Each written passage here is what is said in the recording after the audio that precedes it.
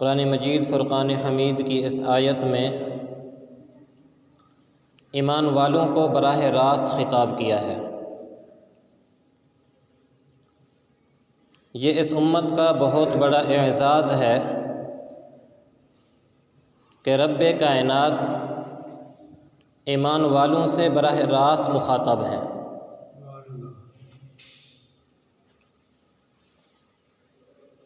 بنی اسرائیل میں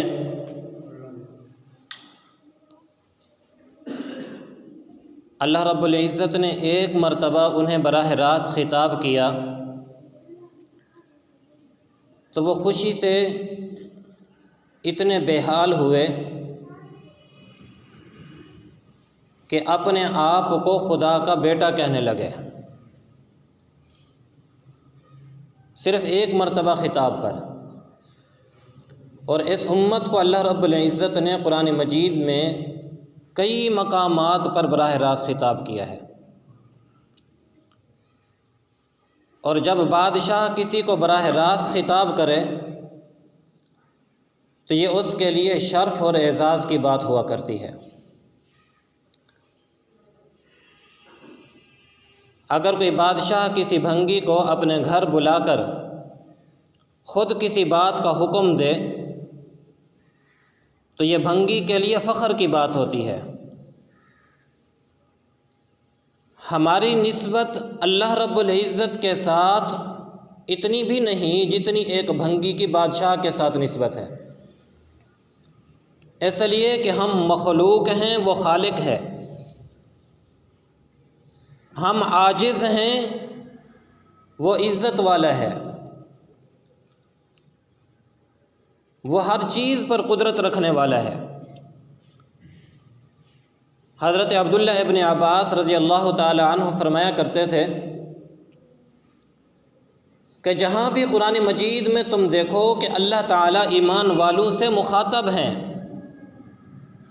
تو اپنے آپ کو خوب اللہ کی طرف متوجہ کر لیا کرو اور توجہ سے یہ بات سننے کی کوشش کرو کہ میرا اللہ مجھے کس بات میں مخاطب فرما رہے ہیں۔ کوئی بڑا بات کر رہا ہو تو یہی کہا جاتا ہے کہ بڑے کی بات کو توجہ سے سنو، اور اس توجہ سے سننے کی وجہ ہی یہ ہوتی ہے کہ وہ بڑا ہے، کوئی اچھی بات اور بڑی بات کہہ رہا ہے۔ اور پھر یہ خطاب بھی بڑا محبت بھرا خطاب ہے۔ پہلے اس کی آواز ٹھیک تھی۔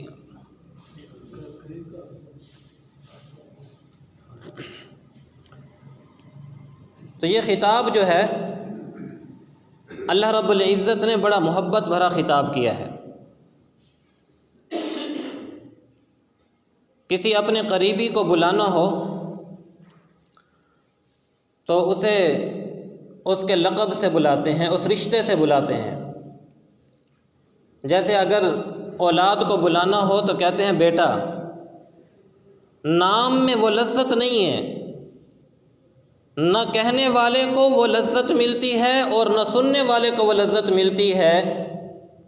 اگر مثال کے طور پر اولاد کو کہا جائے، نام لے کر پکارا جائے تو بیٹے کو بھی وہ لذت محسوس نہیں ہوگی، لیکن اگر کہا جائے میرے بیٹے تو اس میں ایک لذت محسوس ہوتی ہے، کہنے والے کو بھی اور سننے والے کو بھی۔ یوں ہی اللہ رب العزت نے اپنے بندوں کے ساتھ جو ایمان کا رشتہ تھا اس رشتے کے ساتھ اپنے بندوں کو خطاب فرمایا۔ گویا اللہ رب العزت یہ فرما رہے ہیں کہ میرے وہ بندوں جو عالم ازل کے اندر حسن حقیقی کو دیکھ کر پیمان وفا کے وعدے کرنے والوں، اپنے دلوں کے اندر ایمان اور توحید کی اس شمع کو روشن کرنے والوں، میرے ذات کے اوپر اور میرے رسول کے اوپر ایمان لانے والوں، یا ایھا الذین آمنوا کتب علیکم الصیام، میرے ساتھ محبت کے دعوے کرنے والوں، میں نے تمہارے اوپر روزے فرض کر دیے ہیں۔ تو یہ ایمان والوں کے ساتھ اللہ تعالیٰ کا محبت بھرا خطاب ہے۔ اور دنیا کا یہ ضابطہ ہے کہ کچھ پانے کے لیے کچھ کرنا پڑتا ہے، کچھ پانے کے لیے کچھ کرنا پڑتا ہے۔ بغیر کچھ کیے انسان کو کچھ نہیں ملا کرتا۔ اگر ہم زمین سے گندم حاصل کرنا چاہتے ہیں تو پہلے دانہ ڈالنا پڑے گا، محنت کرنی پڑے گی۔ درخت سے پھل حاصل کرنا چاہتے ہیں تو پہلے درخت لگانا پڑے گا، محنت کرنی پڑے گی۔ تو اللہ رب العزت نے بھی فرمایا، میرے بندو اگر تم میرے ساتھ محبت کا دعویٰ کر چکے ہو، میرے ساتھ عہد وفا کا وعدہ کر چکے ہو، تو پھر تمہیں کچھ کرنا پڑے گا۔ اس لیے کہ محبوب کو پانے کے لیے کچھ نہ کچھ کرنا پڑتا ہے۔ جیسے کسی شاعر نے کہا ہے کہ میرے راستے میں کوئی کہکشاں نہیں، میرے راستے میں کوئی کہکشاں نہیں، مجھ تک آنا ہے تو انہی پتھروں سے ہو کر آنا پڑے گا۔ محبوب کو پانے کے لیے انسان سر کے بل بھی جانا پڑ جائے تو انسان جاتا ہے۔ دنیا کی ایک فانی محبت کو پانے کے لیے شیریں اور فرہاد کے واقعات بڑے مشہور ہیں کہ شیریں نے کہا کہ میری محبت تم تب پا سکتے ہو جب اس پہاڑ کو کھود کر اندر سے دودھ کی نہر نکال دو۔ تو اپنی اس فانی محبت کو پانے کے لیے کتابوں کے اندر لکھا ہے کہ وہ پہاڑ کو کھودنے کے لیے بھی تیار ہو گیا۔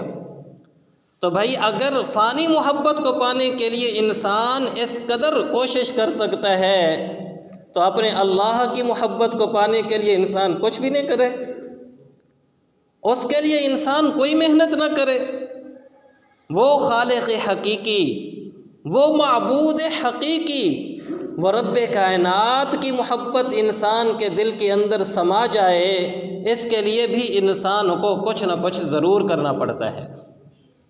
اس لیے فرمایا یا ایھا الذین آمنوا کتب علیکم الصیام، اے ایمان والو تمہارے اوپر روزے فرض ہیں، تم یہ روزے رکھو گے تمہیں میری محبت نصیب ہوگی۔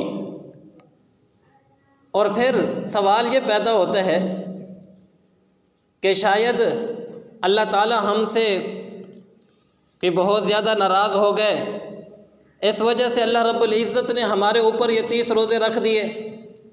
فرمایا کہ نہیں، والذین من قبلکم، یہ روزے صرف تمہارے اوپر فرض نہیں ہیں، تم سے پہلے جتنی بھی امتیں آئی ہیں ان سب کے اوپر روزے فرض رہے ہیں۔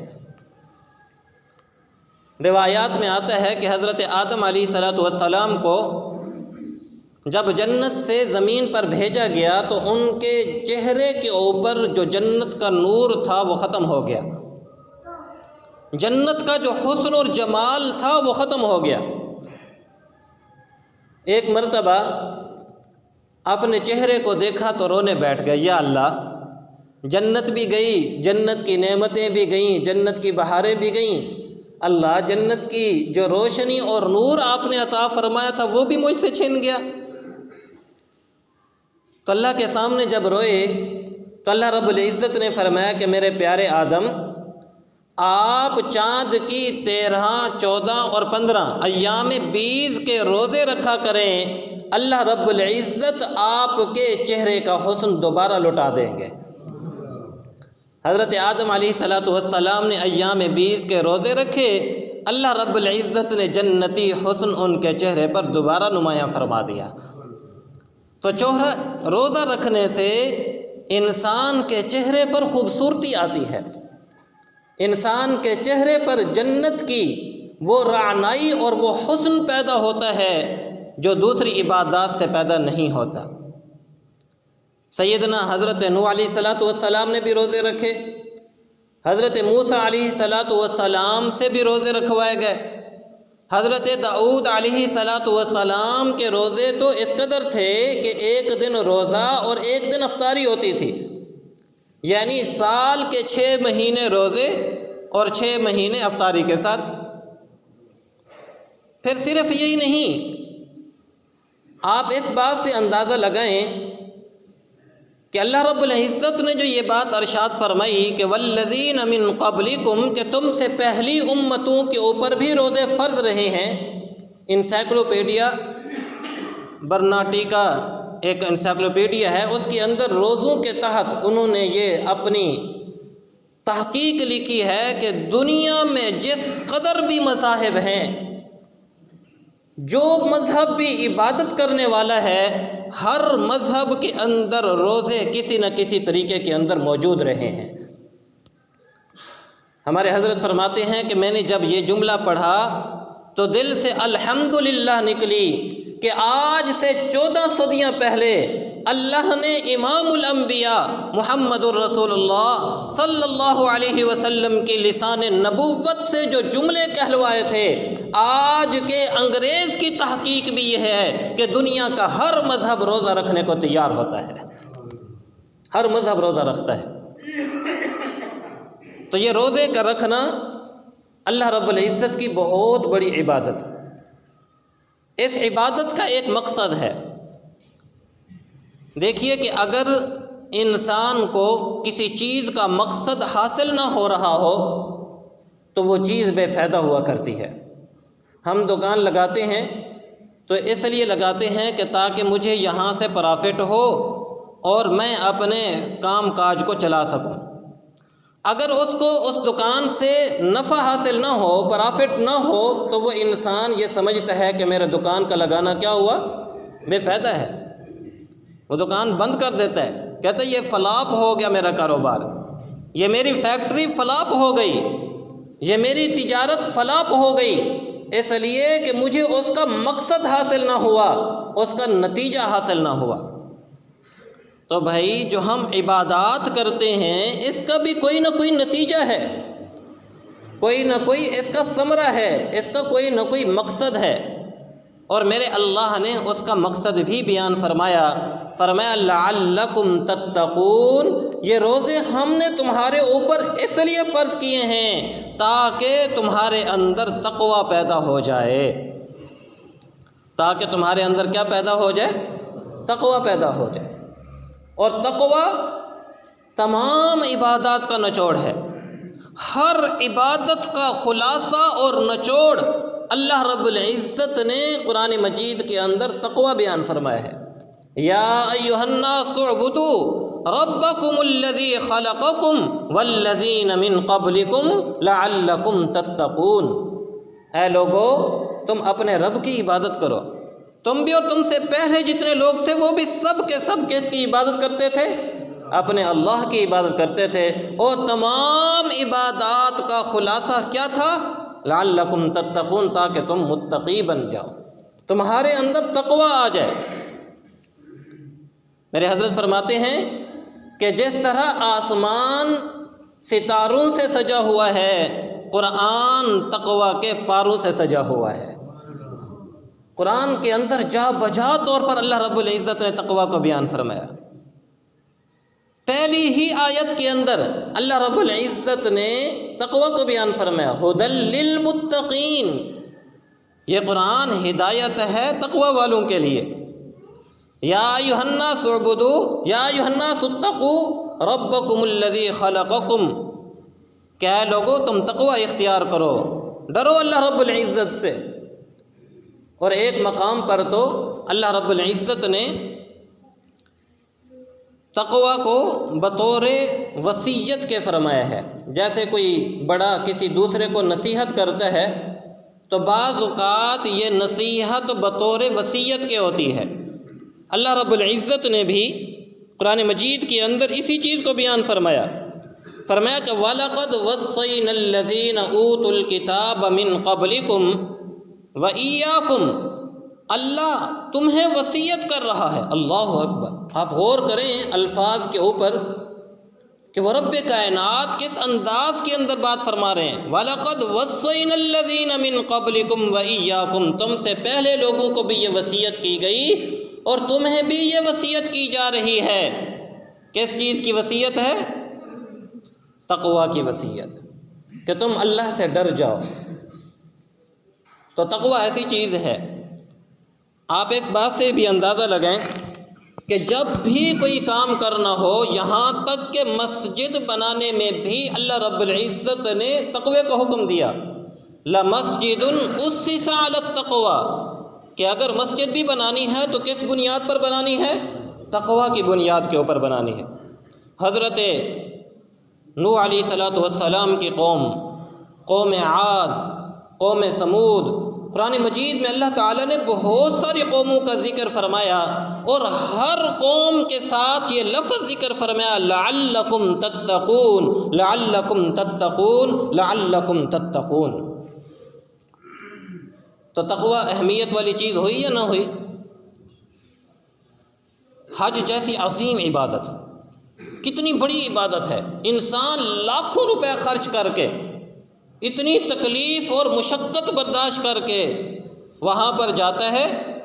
اللہ رب العزت ارشاد فرماتے ہیں، وَمَن يُعَظِّمْ شَعَائِرَ اللَّهِ فَإِنَّهَا مِن تَقْوَى الْقُلُوبِ۔ یہ ساری عبادت کس لیے تھی؟ کہ تاکہ تمہارے دلوں کے اندر تقوی پیدا ہو جائے۔ قربانی جیسی عظیم عبادت، اللہ فرماتے ہیں، لَن يَنَالَ اللَّهَ لُحُومُهَا وَلَا دِمَاؤُهَا وَلَٰكِن يَنَالُهُ التَّقْوَىٰ۔ تو قرآن مجید میں جا بجا طور پر اگر آپ غور کریں تو ہمیں یہ بات نظر آتی ہے کہ اللہ تعالیٰ نے انسان کو تقوی اختیار کرنے کا حکم دیا، اور روزے کا یہی مقصد ہے۔ اگر ایک انسان روزہ رکھتا ہے، روزہ رکھنے سے اس کے اندر تقوی پیدا نہ ہوا، آپ دیکھیے، یا ایک سوال کا جواب دیجئے مجھے، ذرا جاگ کے بیٹھیں۔ روزے میں انسان کھانے پینے سے اپنے آپ کو روک لیتا ہے۔ کھانا انسان کے لیے حلال ہے یا حرام؟ پینا انسان کے لیے حلال ہے یا حرام؟ اپنی بیوی کے پاس جائز خواہش پوری کرنا انسان کے لیے حلال ہے یا حرام؟ حلال ہے۔ اب مجھے بتائیے کہ یہ بندہ اپنے رب کے حکم پر اپنے اوپر حلال چیزیں بھی جب حرام کر لیتا ہے تو اللہ فرماتے ہیں، میرے بندے، جب میرے کہنے پر تم نے کھانے پینے سے جو حلال اور جائز چیزیں تھیں اپنے آپ کو اس سے روک لیا، تو جو چیزیں میں نے ویسے ہی حرام کر کے رکھی ہیں ان سے تیرے لیے اپنے آپ کو روکنا زیادہ آسان ہے، ان سے بھی اپنے آپ کو روک لو۔ یہی تقوی ہے۔ تقوی کہتے ہی اسی چیز کو ہیں کہ انسان کی زندگی سے ہر قسم کا گناہ نکل جائے، کوئی گناہ اس کی زندگی کے اندر باقی نہ رہے۔ جو انسان جائز اور حلال چیزیں اپنے آپ سے روک سکتا ہے تو اس کے لیے حرام چیزوں سے رکنا کون سی مشکل بات ہے؟ بھئی ایک انسان نے کھانے سے اپنے آپ کو روک لیا تو اس کے لیے جھوٹ سے رکنا کون سا مشکل بات؟ جس نے اپنے آپ کو پینے سے روک لیا، شدید پیاس ہونے کے باوجود بھی پیتا نہیں ہے، تو اس کے لیے غیبت سے اپنے آپ کو روکنا کون سی مشکل بات؟ اللہ اکبر کبیرہ۔ حدیث مبارکہ میں آتا ہے، پیارے نبی صلی اللہ علیہ وسلم کے دور میں ایک عورت کے متعلق نبی علیہ السلام کے پاس خبر پہنچی کہ یا رسول اللہ، روزے کی وجہ سے اس کی کیفیت بہت خراب ہے۔ آپ صلی اللہ علیہ وسلم نے اس عورت کو اپنے پاس بلوایا اور ایک پیالہ منگوایا، پیالہ منگوا کے فرمایا کہ اس کے اندر قے کرو۔ اب بظاہر عجیب بات ہے کہ ایک تو روزے کی وجہ سے اس کی کیفیت بہت خراب ہے، ادھر سے نبی علیہ السلام کیا فرما رہے ہیں کہ قے کرو، الٹی کرو۔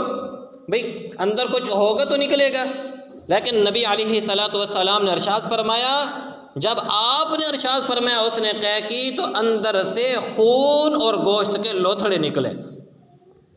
صحابہ بڑے حیران، وہ عورت خود بھی بڑی حیران، یا رسول اللہ صلی اللہ علیہ وسلم، سحری کے وقت میں نے کوئی ایسی چیز کھائی بھی نہیں، نہ گوشت کھایا نہ خون پیا، پھر یہ قے کے اندر، الٹی کے اندر یہ خون اور گوشت کے لوتھڑے کیوں؟ نبی علیہ السلام نے ارشاد فرمایا کہ تو نے کسی کی غیبت کی۔ جب کوئی آدمی کسی کی غیبت کرتا ہے تو وہ اپنے دوسرے بھائی کا گوشت اور خون پیتا ہے، اس کا اثر اللہ رب العزت نے یہ ظاہر فرمایا ہے کہ اس کی وجہ سے تمہارے جسم سے خون اور گوشت کے لوتھڑے نکلے ہیں۔ آج ہم روزہ گزاری کے لیے یہ بہت اچھا بہانہ ڈھونڈ لیتے ہیں کہ آپس میں مل بیٹھتے ہیں اور غیبتیں شروع کر دیتے ہیں، بھئی روزہ اچھا گزر جائے گا، حالانکہ غیبت کرنے سے، گناہ سے روزہ لگتا ہے انسان کو، نیکی کرنے سے انسان کو اللہ رب العزت کی طرف سے نفس کو سیرابی ملتی ہے۔ اس لیے روزے کا مقصد ہے لعلکم تتقون، تاکہ تمہارے اندر تقوی پیدا ہو جائے۔ اگر انسان روزے کی حالت میں بھی تقوی اختیار نہیں کر سکا تو پھر مجھے بتائیے سارا دن بھوکا رہنے سے کیا فائدہ حاصل ہوا؟ سارا دن پیاسا رہنے سے کیا فائدہ حاصل ہوا؟ بھائی ایک آدمی سارا دن دکان پہ بیٹھے، شام کو اسے پرافٹ نہ ہو تو کیا کہتا ہے؟ بولیے یار، میرا دکان پہ بیٹھنا کیا ہوا؟ بے فائدہ ہے۔ ایک آدمی سارا دن مزدوری کرے اور مزدوری کرتے ہوئے اسے شام کو اس کی اجرت ہی نہ ملے تو وہ کیا کہے گا؟ میرا سارا دن کیا ہو گیا؟ ضائع ہو گیا، میرا برباد ہو گیا دن۔ اللہ کے بندو ذرا دل میں سوچ کر دیکھیے کہ صبح 4 بجے سے لے کر ہم شام 5 بجے تک بھوکے رہے، اللہ کے لیے رہے، شام 5 بجے تک پیاسے رہے، اللہ کے لیے رہے، شام 5 بجے تک ہم نے ہر چیز کو چھوڑا، لیکن اگر اس روزے کا کوئی ثمرہ حاصل نہ ہوا، اس کا کوئی فائدہ حاصل نہ ہوا، تو پھر مجھے بتائیے جس طرح دنیا کے معاملات میں ہم یہ کہتے ہیں کہ میرا دن برباد ہو گیا، میرا کاروبار برباد ہو گیا، میری دکان برباد ہو گئی، تو یوں ہی سمجھ لیجئے کہ اس نے اپنے روزے کو بھی اسی طرح برباد کر دیا۔ تو روزے کا اصل مقصد کو حاصل کیجئے کہ لعلکم تتقون۔ اللہ فرماتے ہیں تمہارے روزے رکھنے کا مقصد یہ ہے کہ تمہارے اندر تقوی پیدا ہو جائے۔ ہمارے اکابرین کے اندر کس قدر تقوی تھا، اللہ اکبر کبیرہ۔ حضرت عمر فاروق رضی اللہ تعالی عنہ کے دور کے اندر ایک جگہ سے خوشبو آئی، تو بیت المال کے اندر جو چیز آیا کرتی تھی تو اس کو لوگوں کے درمیان تقسیم کر دیا جاتا تھا۔ حضرت عمر فاروق رضی اللہ تعالی عنہ وہ خوشبو گھر لے آئے، تو بیوی نے سوچا کہ جب یہ خوشبو تقسیم ہی کرنی ہے تو کیوں نہ میں اس کو تقسیم کر دوں۔ تو حضرت عمر فاروق رضی اللہ تعالی عنہ نے دیکھا تو اپنی بیوی کو ڈانٹا، فرمایا کہ تمہیں میں اس بات کی اجازت نہیں دیتا کہ تم اس خوشبو کو تقسیم کرو۔ کہنے لگی امیر المومنین میں اس کو تقسیم کر دیتی ہوں، تقسیم کرنے میں کیا حرج ہے؟ فرمایا کہ ہاں حرج ہے، اس لیے کہ جب تم خوشبو تقسیم کرو گی، اس تقسیم کرنے میں خوشبو تمہارے ہاتھوں پر بھی لگے گی، جبکہ یہ تمہارا حق نہیں ہے، یہ اور لوگوں کا حق ہے، لوگوں کا حق تمہارے ہاتھ کے اوپر لگے، عمر اس بات کو بھی برداشت نہیں کر سکتا ہے۔ کتنا تقوی، اللہ اکبر کبیرہ۔ یہ تو امت کے مردوں کی بات ہے، امت کی عورتوں کی بات بھی سنیے۔ حضرت عمر فاروق رضی اللہ تعالی عنہ گشت فرما رہے ہیں، اور گشت میں ایک جگہ ایک گھر سے گزرے تو اندر سے آواز آ رہی ہے، ماں اپنی بیٹی سے کہہ رہی ہے کہ بیٹی دودھ میں پانی ملا لو، مکس کر لو تاکہ ہمیں کچھ فائدہ حاصل ہو جائے۔ تو بیٹی اپنی اماں سے کہہ رہی اماں نہیں، امیر المومنین نے آج اعلان فرمایا ہے کہ دودھ کے اندر پانی مکس کرنا، پانی اس کے اندر ڈالنا یہ ہمارے لیے ٹھیک نہیں ہے، من غشنا فلیس منا، جس نے ہمیں دھوکہ دیا وہ ہم میں سے نہیں ہے۔ تو اماں نے بیٹی سے کہا کہ بیٹی عمر کون سے دیکھ رہے ہیں؟ اللہ اکبر۔ بیٹی نے کیا جواب دیا؟ اللہ کرے کہ اللہ میری ماؤں اور بیٹیوں کے اندر ایسا تقوی پیدا فرما دے۔ بیٹی کہنے لگی اماں عمر نہیں دیکھ رہے، عمر کا خدا تو دیکھ رہا ہے۔ کیسا تقوی تھا، کیسی للہیت تھی، کیسا اللہ رب العزت کا خوف دلوں کے اندر بیٹھا ہوا تھا۔ حضرت عمر فاروق رضی اللہ تعالیٰ عنہ واپس لوٹے، اپنے بیٹے حضرت عاصم رحمہ اللہ، یہ بہت بڑے جلیل القدر تابعین میں سے ہیں، اپنے بیٹے کے بارے میں فرمایا کہ بیٹے میں نے آج تیرے لیے رشتہ تلاش کر لیا ہے۔ صبح کو اس گھر کے اندر پیغام بھیجا کہ اس بیٹی کا رشتہ ہم کرنا چاہتے ہیں، اور اپنی بیٹی کا رشتہ حضرت عاصم رحمہ اللہ تعالی عنہ کے ساتھ کروا دیا۔ اور پھر علماء نے لکھا ہے اسی تقوی کی بدولت سے آگے چل کے اللہ رب العزت نے اس سے ایک بہترین امت کا بیٹا عمر بن عبدالعزیز کو پیدا فرمایا۔ یہ ہے تقوی کی برکت۔ امام مالک رحمہ اللہ ایک مرتبہ درس حدیث دے رہے تھے، تو درس حدیث کے دوران ایک عورت پردے کے اندر آئی اور آ کر امام مالک رحمہ اللہ سے ایک فتویٰ پوچھا۔ سوال یہ پوچھا کہ حضرت میں رات کے اندھیرے کے اندر سوت کاٹتی ہوں، سوت بناتی ہوں۔ آج میں سوت بنا رہی تھی تو بادشاہ کی سواری گزری، اور اس بادشاہ کی سواری کے ساتھ لالٹینیں وغیرہ تھیں، روشنی زیادہ ہوئی تو جس کی وجہ سے مجھے صاف دکھائی دیا، اور اس کی وجہ سے سوت کے اندر کچھ زیادہ خوبصورتی آ گئی۔ تو اب کیونکہ بادشاہ کی اس وقت کے حساب سے بادشاہ کی کمائی ان کے نزدیک حلال نہ تھی، حرام تھی، تو اس سے میں نے فائدہ حاصل کیا ہے، کیا اس فائدے کو حاصل کر کے اس سود کو بیچ کر میں اس کی روزی اپنے لیے حلال کر سکتی ہوں یا نہیں کر سکتی؟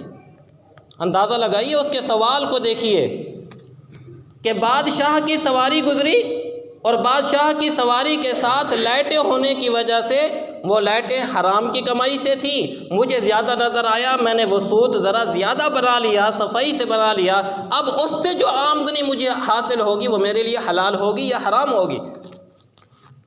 امام مالک رحمہ اللہ تعالی عنہ نے فرمایا کہ تمہارے لیے وہ سود کی آمدنی حلال نہیں، حرام ہے، جاؤ اس جار کا سارا صدقہ کر دو۔ شاگرد بڑے حیران ہوئے، حضرت آپ نے سارے ہی سود کا صدقہ کرنے کا حکم دے دیا، آپ تو یوں بھی تو کہہ سکتے تھے نا کہ جتنا بنایا ہے وہ تو تمہارے لیے حرام ہے، باقی تمہارے لیے حلال ہے۔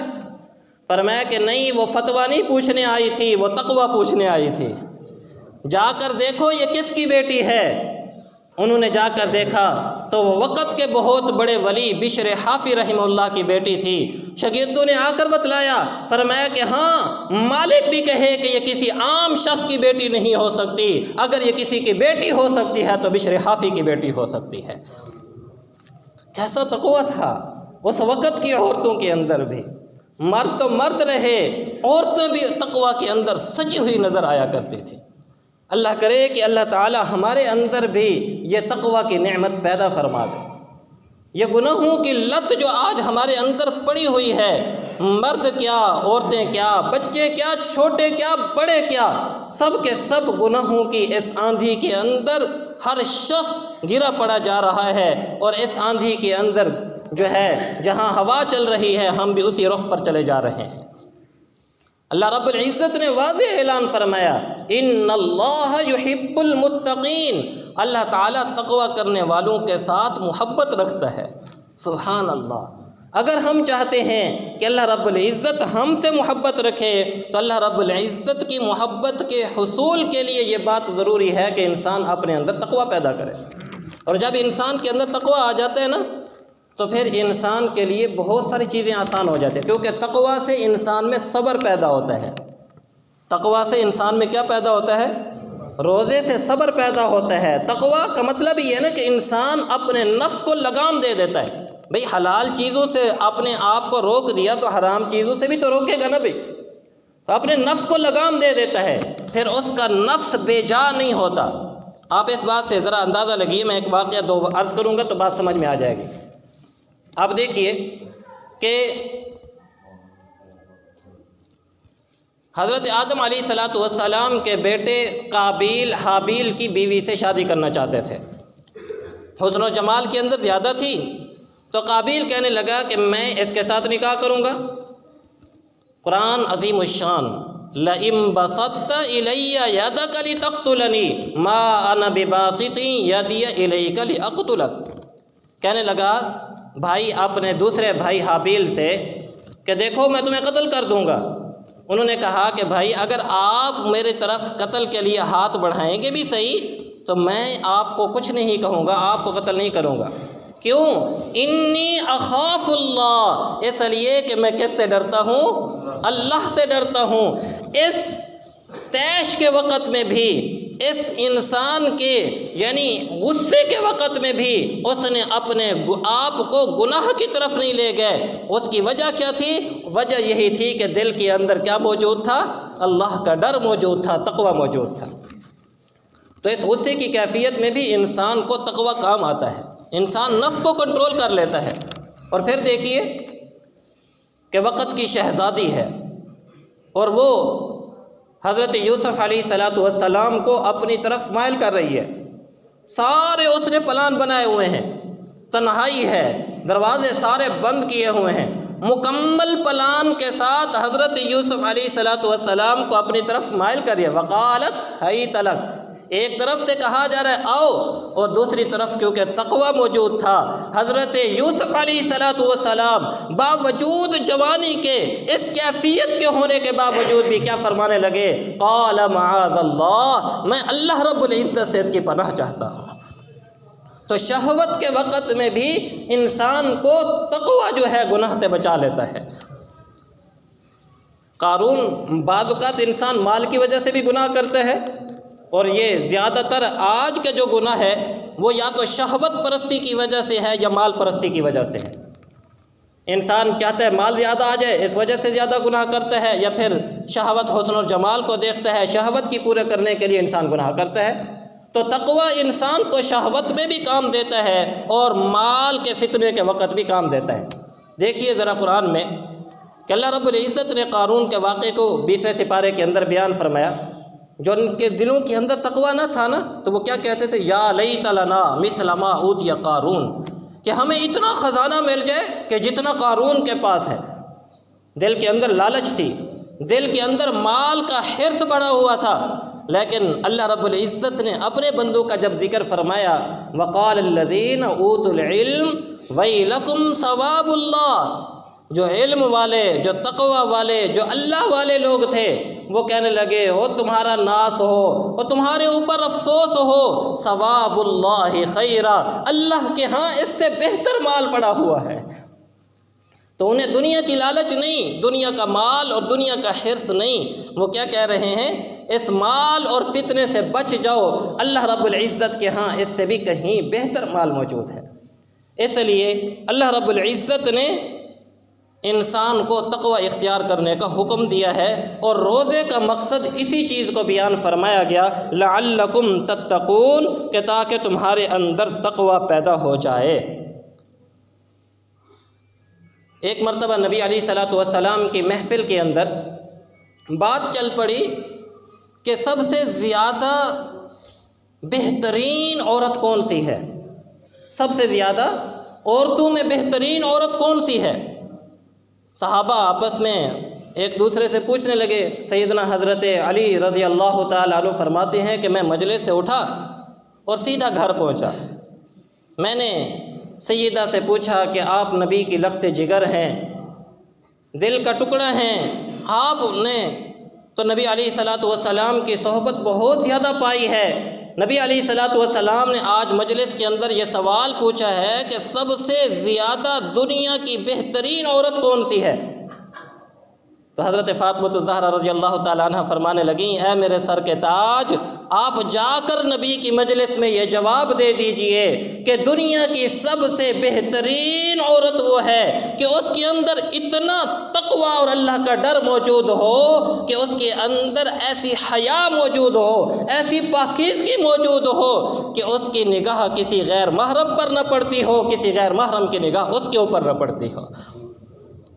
حضرت علی رضی اللہ تعالیٰ عنہ خوشی خوشی نبی کی مجلس میں پہنچے۔ ابھی یہ بات چیت چل ہی رہی تھی۔ حضرت علی رضی اللہ تعالیٰ عنہ عرض کرنے لگے، یا رسول اللہ صلی اللہ علیہ وسلم، میں اس سوال کا جواب دیتا ہوں، بتلائیے علی کیا جواب ہے؟ کہا یا رسول اللہ، دنیا کی سب سے بہترین عورت وہ ہے کہ غیر محرم کی نگاہ اس کے اوپر نہ پڑے، اس کی نگاہ کسی غیر محرم کے اوپر نہ پڑے۔ فرمایا کہ علی، یہ جواب مجھے تیرا نہیں لگتا، یہ جواب مجھے فاطمہ کا نظر آ رہا ہے۔ کیسا تقوی موجود تھا، کیا تقوی کا اعلیٰ معیار ہے۔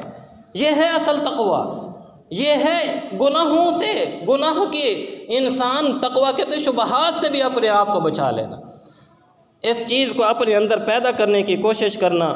دعا ہے کہ اللہ تعالی ہم سب کو روزے کا یہ مقصد نصیب فرمائے۔ وآخر دعوانا ان الحمد للہ رب العالمین۔ ابھی